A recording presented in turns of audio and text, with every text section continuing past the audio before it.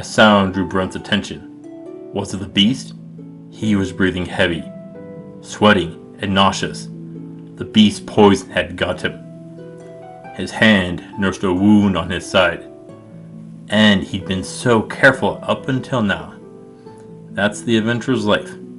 One mistake, and you are done. He heard the sound again. Turning around, he saw something large and powerful approach him. All Brent could do was topple to the barren ground, too weak to fight back against the large, horned creature before him. Welcome to Mythical Phylogeny Adventures. I'm your guide, Jason. Today, we meet the father of all animals, the noble Indrik. Let's see what makes this such an incredible creature.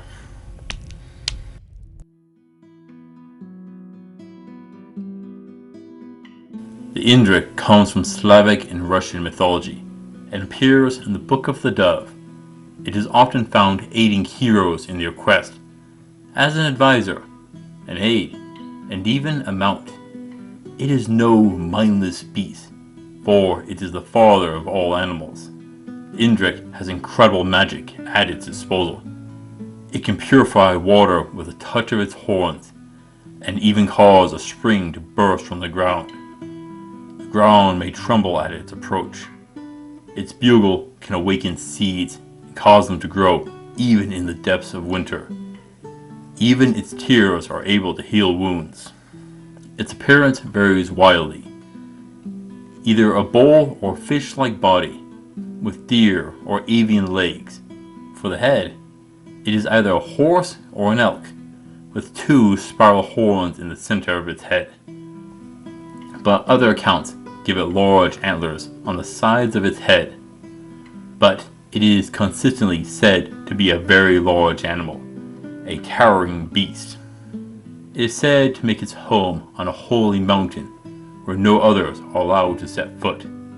It is intrinsically tied to the land it lives on. Damaging the land can stress and even harm it, but its greatest weakness comes from losing its horns. It can travel through the underworld like the sun going through the sky. Encountering one is an omen, not an ill one which should be feared, but its appearance is said to urge the world into balance. When seen, it means the world is about to change for the better. Meeting one is very rare. They are said to be a species of unicorn and will only appear before the pure souls and those destined to bring change into the world. It even has a vendetta against snakes and serpents. This sounds like an interesting creature, does it not? The first thing is to figure out is its horns and antlers. There is an inconsistency on how many and what type it has. Horns and antlers aren't the same thing. Horns are made from keratin, like your hair and fingernails. But antlers are made of bones, blood vessels, and cartilage mostly. And there is another big difference. Horns aren't shed, but antlers are every year. And this matters for Indrik. Remember where I mentioned that if it loses its horn, it loses its power. This means it can't shed its horns or antlers. Thus, no antlers, only horns. Even the large, sprout-out, multi-branching versions need to be horns. This will also make them lighter and less strain on the neck.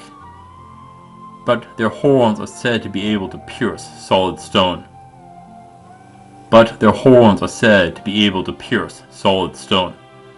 This means we'll need to make the horns much stronger than it normally would. Now, it is stated that it can bring forth a spring of water with 1 foot, or by piercing a boulder with its horn. Its large feet are said to have hooves in most tails, and it could use them to dig. But could it find water? Are its horns a set of dowsing rods? Many animals are known to dig in the ground to uncover water, and it tends to gather in low areas and dried rivers. Assuming that it isn't doing it by divine means, it would just be learning where the water is and digging there. But the water it releases is said to be pure and safe to drink. which leads me to the idea that the water springs forth due to its magical powers. Most of its powers and abilities seem to mirror those of the druid class we typically encounter in the fantasy genre. Restores the land, focused on the balance of nature, cure wounds, purify the world, and guides mortals and animals. Much of its power is said to be tied to its divine nature. Its home is on the holy mountain, with a tie to the land. When the land is damaged, it is also affected. This leads me to think that Indrik's power stems from its home itself. Since it is said that it uses its horn to purify the water, we could assume that its horn is the focus point for its magical powers. And this could explain the variations in shape and number of horns it has. The more magical power it has could potentially indicate the size of its horns. As it grows older, the horns could grow larger and branch out.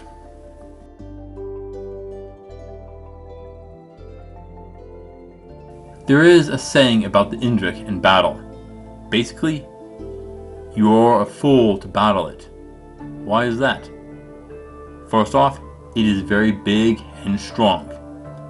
Sadly, its exact size is questionable. Finding it is difficult to begin, for it only appears to the pure. That's going to make it difficult to find for many who seek it.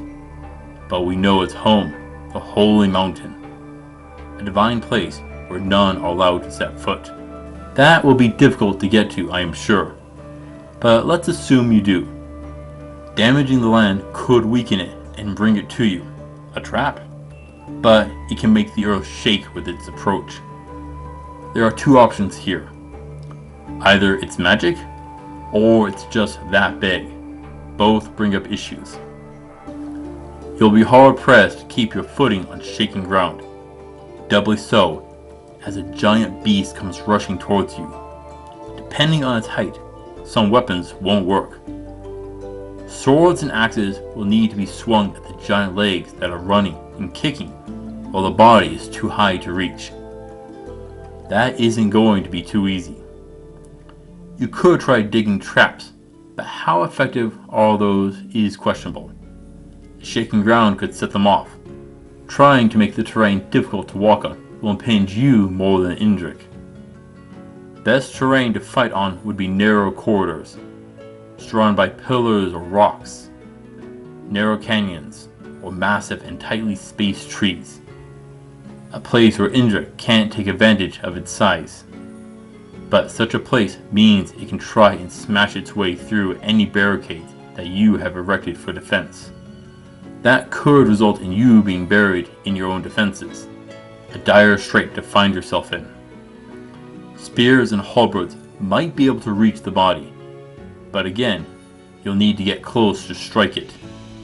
And again, that will put you in danger with the shaking ground and flaring legs. So, bows and magic, range. That is going to be your best option. You can strike while keeping your distance. But there is one place you need to aim, the horn. If you can break off its horn, you can deprive it of its magic. Good luck. These horns are strong enough to pierce stone. While the horn might not break through metal armor, I'd still want it. Gamson won't stop that much force. Chainmail might hold, but it could still burst from the impact. Plate armor should take it the best. But you'll probably end up flying if struck by its horn. Be ready for that. Honestly, best to not take a hit. And I don't know if plate armor can take being stepped on. If it is the size of an elephant roughly, then no, your armor won't help. But that is just its raw strength. There are other issues. It has magic. With a call, it calls the plants to grow. Imagine standing on the ground and suddenly a tree bursts up beneath you. You'll end up flying and coming crashing down. Probably worse off. But a bush? Its branches could stab and become entangled in your armor. Oh, it gets worse. It can bring forth a spring from the ground. What if it can do more? A full-blown river. You'd be swept away in a moment. Knocked down, easy for it to charge you. At its size, water that is too deep for you is nothing for Indrik. But if it brings up the water, turn to ice magic to try and freeze it in place, or lightning magic to strike back. Probably the best magic to employ here would be flight magic, to stay off the shaking ground, while also avoiding its physical strength. A safe place to attack with ranged spells. But there is another issue. Its tears can heal wounds. Would that include its own wounds? That there is a good chance of. If you manage to hurt it, then it can just heal through your attacks. Thus, you're in battle of attrition as it keeps healing through your attacks and purifies any curse or poison that you lay upon it. That means you won't be able to wear it down in battle. You'll need to bring a powerful attack to drop it in one shot. Many small wounds won't achieve much in this battle. Would fighting from horseback be wise? Would a mount offer the mobility to counter its power with speed? Maybe. Remember, Indrik is the father of all animals. That means there is a chance that it could command any steed you call upon to betray you. The last thing you want is adding to your opponent's forces. Indrik is a difficult opponent. Its size puts the fight in a difficult position to begin with. Add in shaking ground, a horn which can break stone, water bursting from its steps, healing powers, and sudden changes in the terrain. You are going to be challenged in this battle. The Indrik is definitely worth a 7 of 10 for difficulty. Its only real weakness comes in the lack of range attacks. Yes, only a fool would start this fight. But there is another reason to that.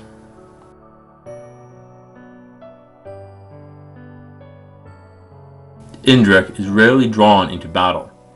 Normally when met, there is a reason for this encounter. When met, it brings good omens and fortune. Many heroes have sought out Indrik for assistance in their quest. It has given advice and guidance to many, cured plagues and healed wounds. Definitely a blessing to meet. It has even served as a mount for many noble warriors, carrying them into the underworld and across the world. With its great strength, it has turned the tides in many battles. But there are other reasons to call upon Indrik. It has restored destroyed lands, brought water to quench a drought. With its call, it has grown crops to feed the populace and end famines. Yes, there are many reasons to call upon Indrik, far more than you gain by slaying it for some meat and leather.